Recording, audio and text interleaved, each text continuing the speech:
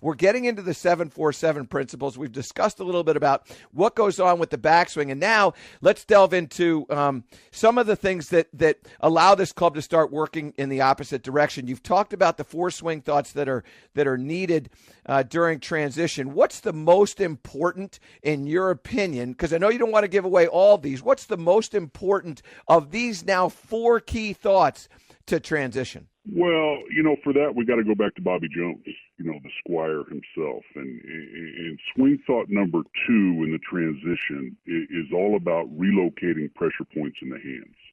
Now, this swing thought is a little more difficult because you're forced to remember in real time which pressure points to relocate and where to relocate them. And I don't want to get too deep in the weeds here, but Michael, there's 5 key pressure points in the hands, 14 clubs in the bag, and 9 different ball flights, meaning the combination of pressure point application possibilities is almost infinite.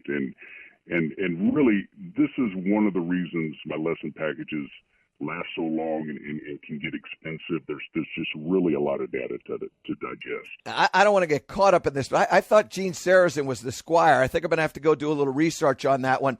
That may be the first time I've ever heard that. But all right, let's forget that and let's jump into the downswing, because this is really, everybody asks me, and I do a lot of speaking things all over the country, even all over the world, Australia and everywhere, and they all want to know what's the key to the downswing. We all want to know what the key to the downswing is, and we're all out there practicing, working on what we do to get this club started in the right direction. And so, obviously, and I know that you know the answer to this. I want to hear your thoughts on this. What is the most important swing thought when it comes to the downswing? Well, I'll give you 2 because I think they're equally important. Most of my students think number 4 is the most important. They think it's the swing thought that all the others are built around. And I discovered swing thought number 4 while studying the great Abe Mitchell, who coincidentally is the guy on top of the Ryder Cup. I didn't know if you knew that or not. Actually, I appreciate that. I've studied this stuff, and I'm well aware of Abe, but most people aren't. Most people don't know he's the guy on the top. Yeah, but in Abe's 1908 book, The Essentials of Golf, he said, and I quote, "Slowly but firmly unwind at the hips by a forward and downward movement of the right hip and a rotary and upward movement of the left hip. This movement is accompanied by a slight lowering of the body towards the ground and a splaying of the knees." Okay?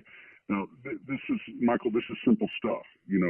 The key is you just have to remember to recite all of these swing thoughts at the speed of light. Okay? That's the trick. That's how you get over the hump. Now, secondly, and most importantly, at the moment of truth, after all of the hard work has been done and you're in position to strike the shot, the 18th and final swing thought just before impact is to imagine red police strobe lights and then mentally shout, "Flip it, flip it, flip it."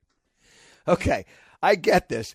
I got to say, the first, that Abe Mitchell thing, that sounds like that's 4 different swing thoughts in one. There's a lot of things going on here. I kind of feel like, and please don't take this the wrong way, but I kind of feel like if I had that many swing thoughts in my mind, my tempo would be an absolute mess. How do you teach your students, even yourself, how do you teach people to slow things down, give them time to organize their thoughts so that they can get to that key moment of impact? For that, we go back to the transition. That's the entire purpose of swing thought number 1 in the transition, is to battle tempo. I mean, I've got that covered right there.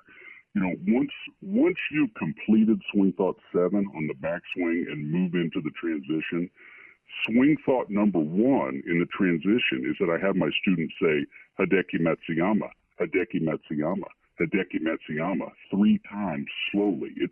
It's a cure-all.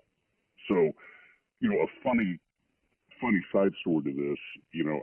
I got a direct message on Twitter late last year. I think it was around Christmas from Nick Price of all people, who as you know, Michael, he has one of the quickest tempos in golf, and He said, CPG, I'm working with your system, and I'm having a lot of trouble with tempo. You know, I'm saying Hideki Matsuyama. It's not enough time. What can you do? I said, Nick, I said, here's what I want you to do. I want you to say Hideki 3 times slowly, but on the 4th time, I want you to spell Hideki Matsuyama.